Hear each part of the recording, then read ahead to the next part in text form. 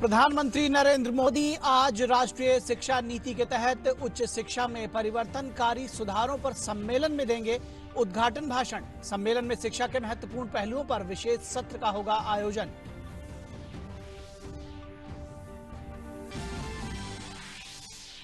प्रधानमंत्री नरेंद्र मोदी ने श्रीलंका के प्रधानमंत्री महिंदा राजपक्षे को श्रीलंका में संसदीय चुनाव के सफल आयोजन के लिए दी बधाई। दोनों नेताओं ने पुराने और बहुआयामी भारत श्रीलंका संबंधों को मजबूत करने के लिए अपनी साझा प्रतिबद्धता को भी दोहराया।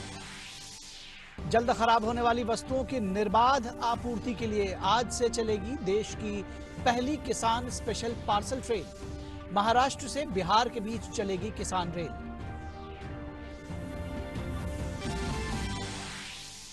राष्ट्रीय हथकरघा दिवस आज। इस दिवस का मकसद हथकरघा उद्योग के महत्व और देश के सामाजिक आर्थिक विकास में इसके योगदान के बारे में जागरूकता फैलाना। हथकरघा उद्योग में उत्कृष्ट काम के लिए लोगों को किया जाएगा सम्मानित। गिरीश चंद्र मुर्मू को भारत का नया नियंत्रक एवं महालेखा परीक्षक किया गया नियुक्त। राजीव महर्षि की लेंगे जगह। सुशांत सिंह राजपूत आत्महत्या मामले में मुंबई के प्रवर्तन निदेशालय के सामने रिया चक्रवर्ती की पेशी आज। पहली बार केंद्रीय एजेंसी के समक्ष बयान होगा दर्ज। सीबीआई ने रिया और 5 अन्य के खिलाफ एफआईआर की दर्ज। बिहार पुलिस से मामले की मांगी पूरी जानकारी। बिहार में बाढ़ की स्थिति अभी भी गंभीर। बागमती, गंडक, बूढ़ी गंडक खतरे के निशान से ऊपर। 16 जिलों की 69 लाख आबादी बाढ़ से प्रभावित। असम में बाढ़ की स्थिति में सुधार जारी। पश्चिमी तटों पर भारी बारिश।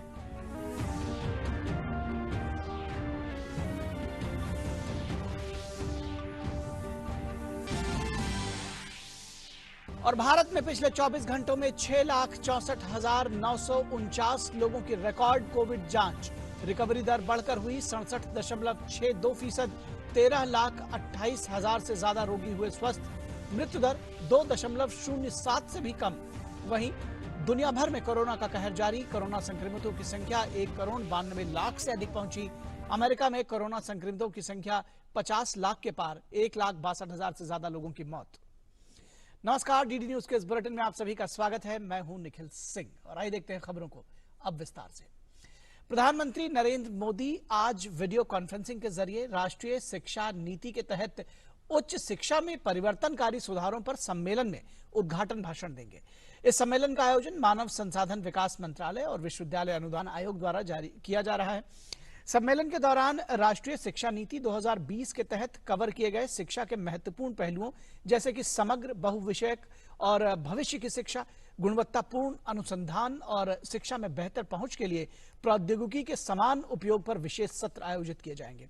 केंद्रीय मानव संसाधन विकास मंत्री रमेश पोखरियाल निशंक और केंद्रीय मानव संसाधन विकास राज्य मंत्री संजय धोत्रे भी इस कार्यक्रम में शिरकत करेंगे। कई गणमान्य व्यक्ति राष्ट्रीय शिक्षा नीति के विभिन्न पहलुओं पर अपने अपने विचार पेश करेंगे, जिनमें मसौदा एनईपी के लिए गठित समिति के अध्यक्ष और सदस्यों के साथ साथ प्रख्यात शिक्षाविद और वैज्ञानिक भी शामिल हैं। विश्वविद्यालयों के कुलपति, संस्थानों के निदेशक, कॉलेजेस के प्रिंसिपल्स और अन्य हितधारक इस कार्यक्रम में भाग लेंगे। और इस सम्मेलन को लेकर क्या कुछ किया जा रहा है, क्या कुछ इसमें बात होगी, इसको लेकर हमारे संवाददाता अरुण शर्मा और ज्यादा बातचीत के लिए हमारे साथ मौजूद है। अरुण, जब भी उच्च शिक्षा की बात होती है तो उच्च गुणवत्ता की बात होती है। बात कही जाती है कि जो कम से कम हमारे देश की जो उच्च शिक्षा है उसको और बेहतर होना चाहिए। जो वर्ल्ड लेवल की शिक्षा है वहां तक पहुंचना चाहिए। टॉप 100 यूनिवर्सिटीज में शामिल होने की बात कही जाती है भारतीय विश्वविद्यालयों की। आज जब प्रधानमंत्री का उद्बोधन होगा, ये जो सम्मेलन है शिक्षा नीति को लेकर के, किस तरह से एक दिशा प्रदान करेगा और किस तरह से इसको समझना चाहिए कि इसमें एक नीति निकल कर आएगी, ये समझने के लिए कि उच्च शिक्षा नीति को बढ़ावा देने की कोशिश की जा रही है। निखिल, सबसे पहले आपको बता दो कि जो नेशनल एजुकेशन पॉलिसी का जो अनाउंसमेंट हुआ, घोषणा हुई, उसके बाद में पहला ये मौका होगा कि जब इतने बड़े लेवल का कॉन्क्लेव का आयोजन किया जा रहा है। इसमें तभी तमाम जो स्टेक होल्डर्स हैं, चाहे आप कॉलेजेस की बात कर लीजिए, वीसीस की बात कर लीजिए, जो वाइस चांसलर्स हैं उनकी बात कर लीजिए, या फिर जो यूजीसी का की बात कर लीजिए, एचआरडी की तरफ से बात कर लीजिए, इन तमाम स्टेक होल्डर्स का पार्टिसिपेशन इस मेगा कॉन्क्लेव में होने जा रहा है, जिसमें प्रधानमंत्री नरेंद्र मोदी का संबोधन होगा। दूसरी सबसे महत्वपूर्ण बात, एजुकेशन पॉलिसी को लेकर के चार इंपॉर्टेंट जो पॉइंट्स हैं। सबसे पहला ये कि इस एजुकेशन पॉलिसी का मकसद ये है कि सबको कैसे नंबर 1 एक्सेस मुहैया कराया जाए। सरकार का फोकस इस एजुकेशन पॉलिसी के माध्यम से कि 50% ग्रॉस एनरोलमेंट रेशियो 2035 तक, यानी कि ज्यादा से ज्यादा लोगों को शिक्षा मिल सके, नंबर 1। नंबर 2, शिक्षा में फ्लेक्सिबिलिटी की जरूरत है, क्योंकि मुझे याद है कि जब हम और आप पढ़ा करते थे तब उस समय पर ये हुआ करता था कि अगर आपने साइंस ली है तो आप कॉमर्स का कोई सब्जेक्ट नहीं ले सकते थे, कॉमर्स ले लिए तो आप ह्यूमैनिटीज का सब्जेक्ट नहीं ले सकते थे। आज की तारीख में जब ये एनईपी जब इंप्लीमेंट होगी तो आप मैथ्स के साथ में म्यूजिक भी पढ़ सकेंगे, आप इकोनॉमिक्स के साथ में आप केमिस्ट्री भी पढ़ सकेंगे। तो एक फ्लेक्सिबिलिटी प्रोवाइड करती है तक एनईपी की बात आती है। दूसरी सबसे महत्वपूर्ण बात, जैसे अभी तक 10+2 की बात की जाती है कि 1 से 10वीं कक्षा तक के बच्चों को एक ही तराजू में तोल दिया जाता था, एक ही तरह के मेथड्स के साथ तोल दिया जाता था। अब इसको ब्रेक डाउन किया गया है, इसको 5+3+3+4 के फॉर्मेट में लाया गया है, यानी कि फाउंडेशनल, प्रिपरेटरी, मिडिल स्कूल और उसके बाद में हाई स्कूल के फॉर्मेट में लाया गया है। तो बच्चों पे ज्यादा बेहतर तरीके से अब तरजीह दी जा सकेगी, उन पे ज्यादा फोकस रखा जा सकेगा। तीसरी सबसे बड़ी बात है लैंग्वेजेस का। अभी तक ये देखिए अंग्रेजी, हिंदी, इन माध्यम को ही तरजीह दी जा रही थी, यानी कि इंग्लिश को प्राइमरीली तरजीह दी जा रही थी, लेकिन अब रीजनल लैंग्वेजेस को ज्यादा बढ़ावा मिलता हुआ दिखाई देगा। जो आपके स्कूल के करिकुलम होंगे, कोर्सेज होंगे, वो रीजनल लैंग्वेजेस में भी ज्यादातर आपको दिखाई देंगे। तो एनईपी का मकसद ये है कि जो हमारी जो क्षेत्रीय भाषा है उनको बढ़ावा मिल सके। Last but not the least, focus है कि हम लोकल को तो बढ़ावा दे ही रहे हैं, लेकिन रीजनल लैंग्वेजेस को बढ़ावा तो दे ही रहे हैं, लेकिन हम अपने आप को ग्लोबली भी एक तरह से कनेक्ट करने की कोशिश कर रहे हैं। यानी कि आज की तारीख में अगर मान लीजिए कोई विदेशों की कोई बड़ी यूनिवर्सिटी अगर यहाँ पे अपने कैंपसेस को खोलना चाहे तो उनके लिए राह को काफी आसान बनाया गया है। तो और जाहिर सी बात है, ये वो दिन दूर नहीं होगा निखिल, जब विदेशों की जो कई बड़ी बड़ी यूनिवर्सिटीज है वो भारत में आती हुई दिखाई देंगी। यानी कि हमें जो ग्लोबली जो बेस्ट प्रैक्टिसेस और बेस्ट स्टैंडर्ड्स होते हैं, जाहिर सी बात है कि जो शिक्षा नीति के लिए आज जो कॉन्क्लेव किया जा रहा है, इसमें तमाम स्टेक होल्डर्स अपनी अपनी राय रखेंगे, अपनी अपनी बातों को रखेंगे इस मेगा प्लेटफॉर्म के अंदर। और जिस तरह से चार इंपॉर्टेंट पिलर्स के ऊपर ये एजुकेशन पॉलिसी खड़ी दिखाई दे रही है, ये जाहिर तौर पर जो हमारे जो स्कूल के करिकुलम को काफी ज्यादा रिफॉर्म कर देगी, क्योंकि इस एजुकेशन पॉलिसी का मकसद बिल्कुल एजुकेशन पॉलिसी रिफॉर्म किया जा सकता है। जी निश्चित तौर पर। और आज विचार मंथन होगा, काफी जिसको कहना चाहिए ब्रेन स्टॉर्मिंग होगा, प्रधानमंत्री का उद्बोधन होगा, इस पर हम सब नजर बनाए रखेंगे और अपने दर्शकों को इसकी सीधा प्रसारण भी दिखाएंगे। बहुत शुक्रिया इस तमाम बातचीत के लिए अरुण। और प्रधानमंत्री नरेंद्र मोदी ने श्रीलंका के प्रधानमंत्री महिंदा राजपक्षे से फोन पर बात की और उन्हें सफल रूप से संसदीय चुनाव कराने के लिए बधाई दी। प्रधानमंत्री ने कोरोना महामारी के संकट के बीच चुनावों का प्रभावी आयोजन कराने के लिए श्रीलंका की सरकार और निर्वाचक संस्थाओं की भी सराहना की। उन्होंने चुनावों में सक्रिय भागीदारी के लिए श्रीलंका के लोगों की तारीफ करते हुए कहा कि इससे दोनों देशों के बीच लोकतांत्रिक मूल्यों की साझेदारी साफ झलकती है। पीएम मोदी ने चुनावों के लिए महिंदा राजपक्षे को शुभकामनाएं भी दी। अपने मधुर और सफल वार्ताओं को याद करते हुए दोनों नेताओं ने दोनों देशों के बीच बहुआयामी संबंधों को और मजबूत करने की प्रतिबद्धता भी दोहराई। पीएम मोदी ने राजपक्षे को भारतीय बौद्ध पर्यटन नगरी कुशीनगर में अंतर्राष्ट्रीय हवाई अड्डा बनने की भी जानकारी दी और कहा कि यह शहर श्रीलंका से आने वाले बौद्ध तीर्थयात्रियों के स्वागत के लिए तैयार है। कोविड-19 महामारी के समय में दोनों नेताओं ने आपसी संपर्क बनाए रखने और आने वाले दिनों में द्विपक्षीय संबंधों को नई ऊंचाइयों पर ले जाने पर भी सहमति जताई।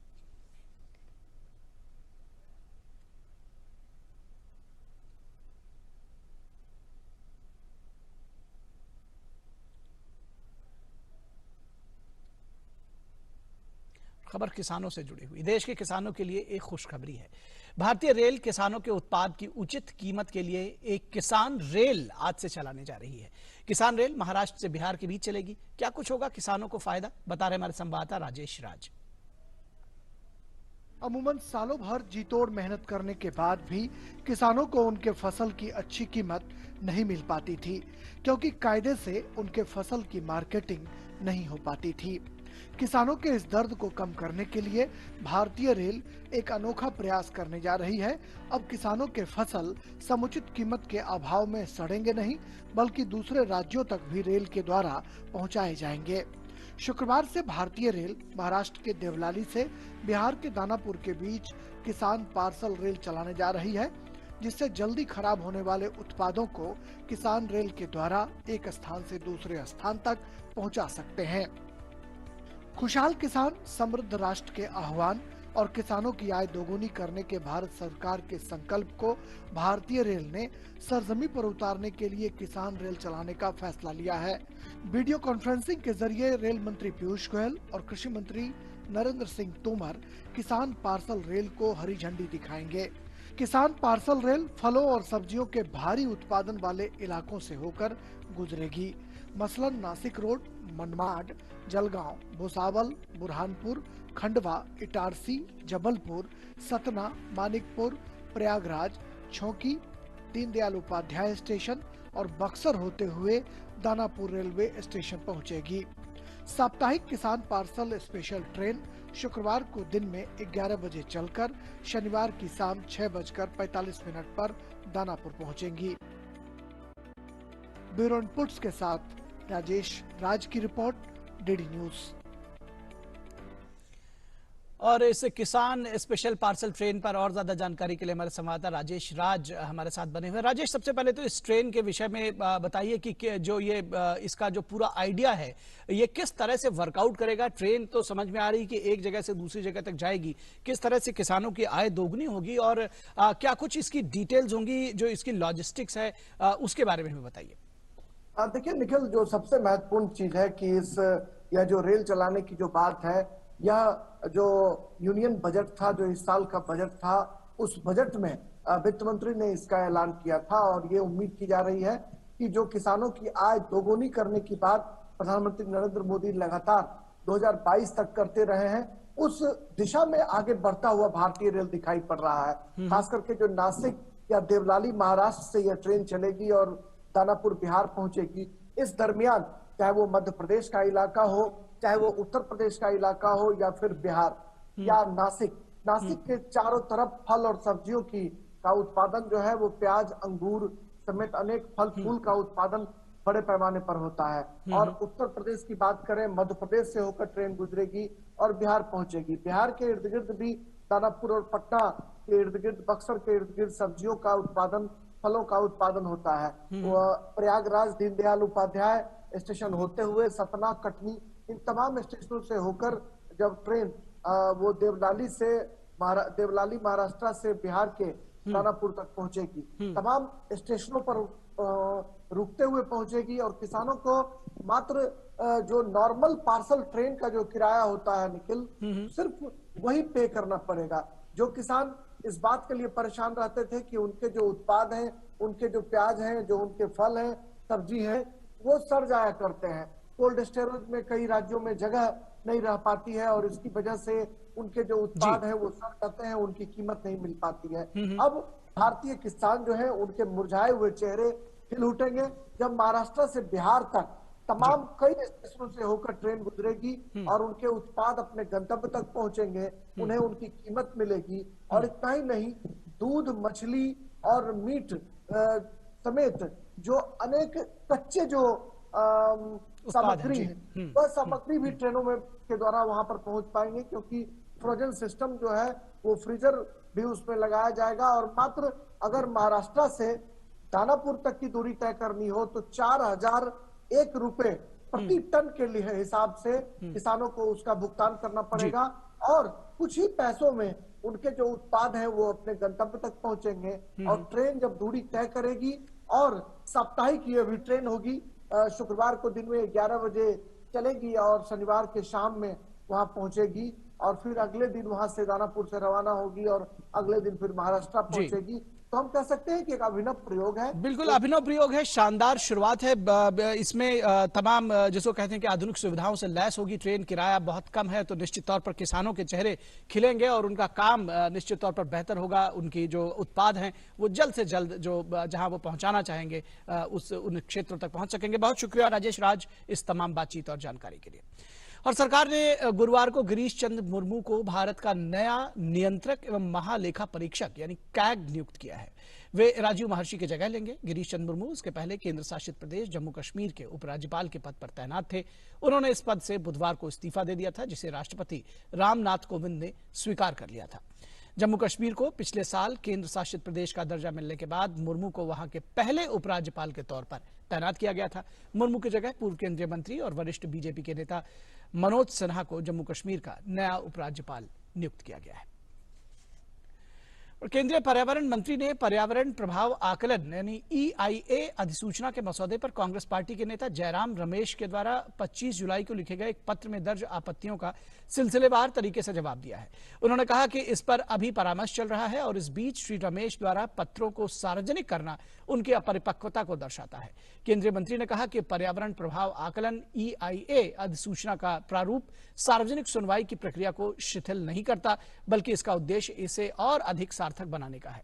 रमेश वर्तमान में विज्ञान एवं प्रौद्योगिकी, पर्यावरण एवं जलवायु परिवर्तन मामलों की संसद की स्थायी समिति के अध्यक्ष हैं।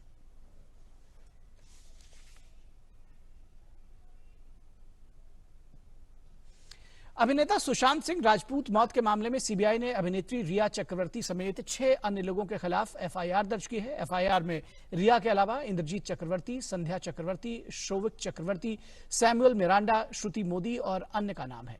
केंद्रीय जांच एजेंसी ने IPC की धारा 306, 341, 342, 420, 406 और 506 के तहत FIR दर्ज की है। वहीं रिया चक्रवर्ती के वकील ने कहा है कि सीबीआई को इस मामले से तब तक दूर रहना चाहिए जब तक कि सर्वोच्च न्यायालय अपना फैसला नहीं दे देता है। वहीं रिया को आज मुंबई में ईडी के सामने पेश होना है। ईडी ने बिहार पुलिस को FIR के आधार पर पिछले हफ्ते रिया और उनके सहयोगियों के खिलाफ मनी लॉन्ड्रिंग एक्ट के तहत मामला दर्ज किया था।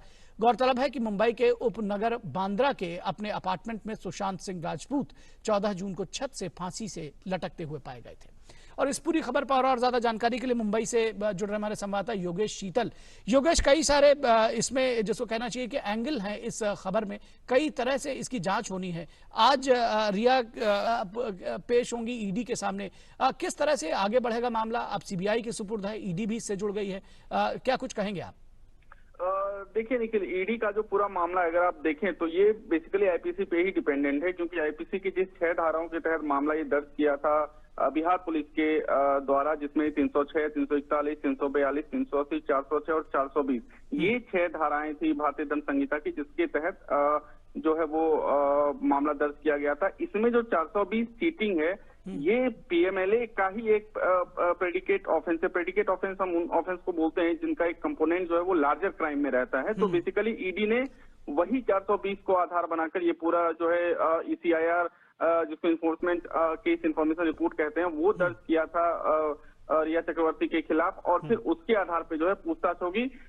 मोटे तौर पर अगर मैं आपको बताऊं तो पूछताछ सिर्फ इन्हीं चीजों से जुड़ी हुई होगी जो कि अपेक्षित है कि जो पूरा ट्रांजैक्शन हुआ है, जो उन्होंने कथित तौर पर सुशांत सिंह राजपूत के खाते से अपने खाते में पैसा लिया, स्थानांतरित किया, उसके बाद फिर वो पैसे कहाँ गए, लेन देन किन लोगों के साथ हुआ, उसका आधार जी, इसके बारे में डिटेल जानकारी लेगी। सीबीआई ने भी केस रजिस्टर किया है कई धाराओं में, किस तरह से आगे बढ़ेगी वो?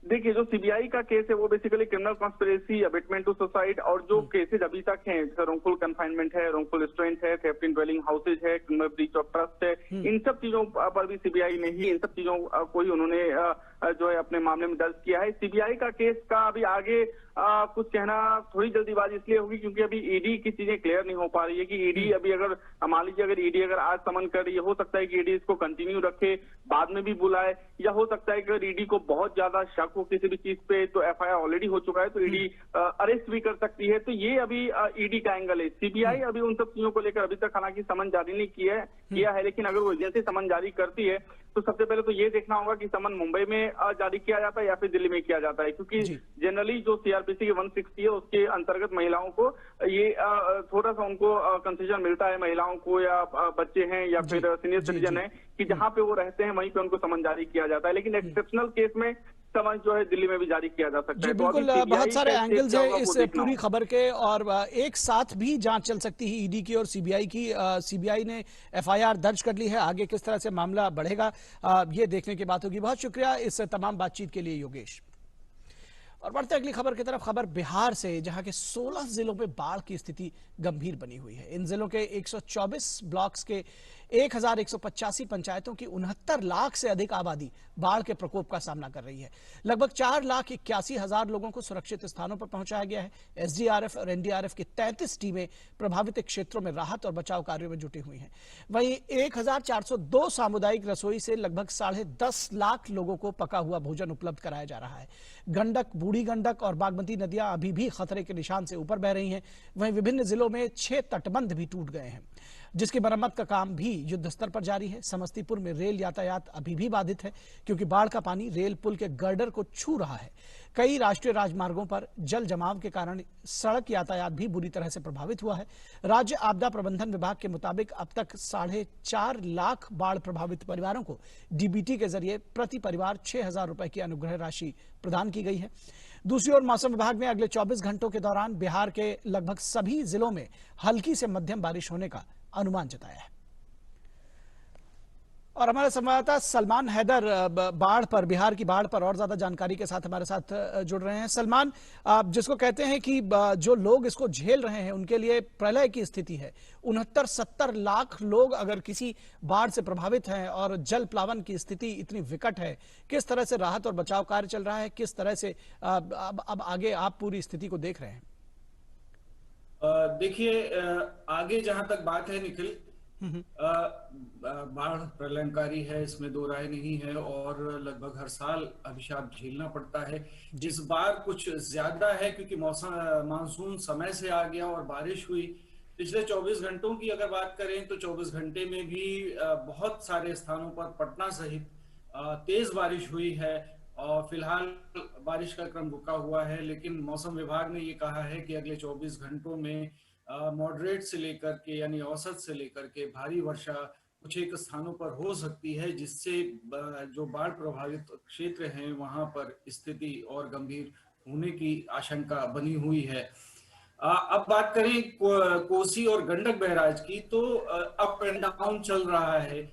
कल औसतन 2.25 लाख क्यूसेक डिस्चार्ज रहा। आज भी कुछ इसी तरह की स्थिति है, तो ये डिस्चार्ज कम नहीं हो रहा है। एक समय ऐसा आया था कि 5 लाख क्यूसेक तक गंडक बैराज का डिस्चार्ज चला गया था। तो और बागमती, कोसी, गंडक, बूढ़ी गंडक, ये सारी नदियां रौद्र रूप धारण किए हुए हैं। कहीं कहीं पर अभी 1-2 दिन के लिए स्थिर हो जाती हैं, फिर बढ़ना शुरू होती हैं, कभी घटना शुरू होती है। तो ये घटने बढ़ने का क्रम चल रहा है। फिलहाल लोगों की परेशानियां कम नहीं हो रही हैं। बाढ़ प्रभावित क्षेत्रों में जो आबादी तटबंधों पर रह रही है पॉलिथीन शीट डाल करके, और उस पर से बारिश हो जाती है, तो उन लोगों के लिए काफी परेशानी का सामना करना पड़ रहा है इस समय। जी बिल्कुल, बहुत परेशानी है निश्चित तौर पर। जैसा कि आपने बताया कि स्थितियों को नियंत्रित करने की कोशिश की जा रही है, लेकिन चूंकि ये प्राकृतिक आपदा है, जो कुछ किया जा सकता है वो किया जा रहा है और प्रकृति का प्रलय जो है वो बिहार में इस वक्त है। बहुत शुक्रिया इस तमाम बातचीत और जानकारी के लिए। और बिहार के बाद बात करेंगे असम की बाढ़ की, जहां की स्थिति लगातार सुधार हो रहा है। उनकी स्थितियों में बाढ़ के पानी से प्रभावित जिलों की संख्या लगातार घट रही है और अब 33 में से सिर्फ 10 जिले ही बाढ़ से प्रभावित हैं। हालांकि असम राज्य आपदा प्रबंधन प्राधिकरण के मुताबिक ब्रह्मपुत्र नदी जोरहाट और नेमाटी घाट और धुबरी के में खतरे के निशान से ऊपर बह रही है। राज्य की अन्य नदियां और सहायक नदियों का जल स्तर भी लगातार घट रहा है। राज्य में अब भी 84,138 लोग बाढ़ से प्रभावित हैं और 177 गांव जलमग्न हैं। वहीं 6 राहत शिविरों में 514 लोगों ने शरण ली है। पिछले 24 घंटों में बाढ़ के कारण किसी के हताहत होने की खबर नहीं है, तो ये एक अच्छी बात है। और एनडीआरएफ के अनुसार अब तक बाढ़ के कारण मरने वालों की कुल संख्या 110 है। बचाव कार्यों को फिलहाल रोक दिया गया है। अब एजेंसियों का ध्यान प्रभावित लोगों को राहत सामग्री मुहैया कराना है। 15,964 हेक्टेयर फसल क्षेत्र अभी भी जलमग्न है। इस बीच काजीरंगा राष्ट्रीय उद्यान और टाइगर रिजर्व में भी बाढ़ की स्थिति में सुधार हुआ है, लेकिन पार्क का 50% हिस्सा अभी भी जलमग्न है। तो वहां की भी स्थितियां सुधर रही हैं। बिहार में स्थितियां विकट हैं। फिलहाल बढ़ते हैं अगली खबर की तरफ और बताते हैं आपको कि आज राष्ट्रीय हथकरघा दिवस है। इस दिवस का मकसद हथकरघा उद्योग के महत्व और देश के सामाजिक आर्थिक विकास में इसके योगदान के बारे में जागरूकता फैलाना है। साल 2015 में प्रधानमंत्री नरेंद्र मोदी ने चेन्नई में पहले राष्ट्रीय हथकरघा दिवस के मौके पर भारतीय हथकरघा लोगों का अनावरण किया गया था और कहा था कि हथकरघा गरीबी से लड़ने का एक अस्त्र साबित हो सकता है। उसी तरह से जैसे स्वतंत्रता में के संघर्ष में स्वदेशी आंदोलन हुआ था। नेशनल फिल्म डेवलपमेंट कॉरपोरेशन यानी एनएफडीसी देशभक्ति वाली फिल्मों का ऑनलाइन फिल्म फेस्टिवल आयोजन करने जा रहा है। स्वतंत्रता दिवस के मौके पर आयोजित होने जा रहा है यह फिल्म फेस्टिवल आज से शुरू होकर 21 अगस्त तक चलेगा। इस फिल्म फेस्टिवल के तहत दिखाई जाने वाली फिल्मों में स्वतंत्रता सेनानियों की वीर गाथाओं को भी दर्शाया जाएगा। ये फिल्में www.cinemasofIndia.com पर फ्री दिखाई जाएगी। और बात कोविड की। भारत में कोविड-19 के खिलाफ जारी जंग में सरकार के बेहतरीन प्रयासों से कोविड-19 की स्थिति में सुधार जारी है। केंद्रीय स्वास्थ्य एवं परिवार कल्याण मंत्रालय के द्वारा जारी आंकड़ों के मुताबिक अब तक देश में कोरोना को मात देकर स्वस्थ होने वाले लोगों की संख्या बढ़कर 13,28,336 हो गई है। पिछले 24 घंटों में 46,121 मरीज कोरोना से स्वस्थ हो चुके हैं। देश में रिकवरी रेट में बढ़ोतरी जारी है। स्वस्थ दर बढ़कर 67.62% हो गई है। कोविड-19 से होने वाली मृत्यु दर घटकर 2.07% हो गई है। देश में कल करीब 6,64,000 लोगों की रिकॉर्ड कोविड जांच की गई। इसे मिलाकर देश में अब तक 2 करोड़ से अधिक यानी 2 करोड़ 21 लाख कोरोना जांच हो चुकी है। केंद्रीय स्वास्थ्य मंत्रालय ने राज्यों और केंद्र शासित प्रदेशों से अपने यहां जांच क्षमता बढ़ाने को कहा है। और दुनिया भर में अगर कोविड की बात कही जाए तो कोरोना संक्रमण के मामले तेजी से बढ़ रहे हैं। पूरी दुनिया में वर्ल्डोमीटर वेबसाइट के आंकड़ों के मुताबिक पिछले 24 घंटे में दुनिया भर में लगभग 2,71,685 संक्रमण के नए मामले सामने आए हैं। और इस तरह कुल संक्रमण के मामले बढ़कर 1,92,32,000 से ज्यादा हो चुका है। वहीं कोरोना से अब तक दुनिया भर में 7,16,400 से अधिक लोगों की मौत हो चुकी है, जिनमें से 6,832 लोगों की मौत पिछले 24 घंटों में हुई है। वहीं कोरोना संक्रमण से ठीक हुए मामलों की बात करें तो अब तक लगभग 1,23,44,000 से अधिक लोग इस बीमारी को मात दे चुके हैं। दुनिया भर में कोरोना से ठीक होने वाले मरीजों की दर 64% से अधिक है। वहीं कोरोना से सबसे अधिक प्रभावित देश अमेरिका में संक्रमण का मामला 50 लाख के आंकड़े को पार कर गया है। अमेरिका में कुल संक्रमितों की संख्या 50,28,000 से अधिक हो चुकी है। वहां अब तक 1,62,700 से अधिक लोग इस बीमारी से मर चुके हैं। अमेरिका में कोरोना से ठीक होने की दर बढ़कर 51.20% से अधिक हो गई है। कोरोना संक्रमण के मामले में ब्राजील दूसरे स्थान पर है। यहां संक्रमितों की कुल संख्या 29,17,000 से ज्यादा है, जिनमें 98,600 से अधिक लोगों की मौत हो चुकी है। वहीं इससे ठीक होने वालों की संख्या ब्राजील में 20,47,000 से अधिक है। और विश्व स्वास्थ्य संगठन के महानिदेशक टेड्रोस अधनोम ने कहा है कि अगर लोकहित में कोविड-19 वैक्सीन सभी के लिए उपलब्ध कराई जाती है तो वैश्विक आर्थिक स्थिति में तेजी से सुधार संभव हो सकेगा। एक ऑनलाइन पैनल चर्चा के दौरान उन्होंने कहा कि वैक्सीन या अन्य उपकरणों को साझा करने से पूरी दुनिया को कोविड-19 से उबरने में मदद मिलेगी। उन्होंने कहा कि जब तक हम सुरक्षित नहीं हैं, तब तक कोई भी देश सुरक्षित नहीं है। दुनिया के किसी एक भाग या एक देश के ठीक होने से कोरोना का खतरा नहीं टलेगा। इसलिए जरूरी है कि इसके लिए सामूहिक प्रयासों और वैक्सीन सबके लिए उपलब्ध हो।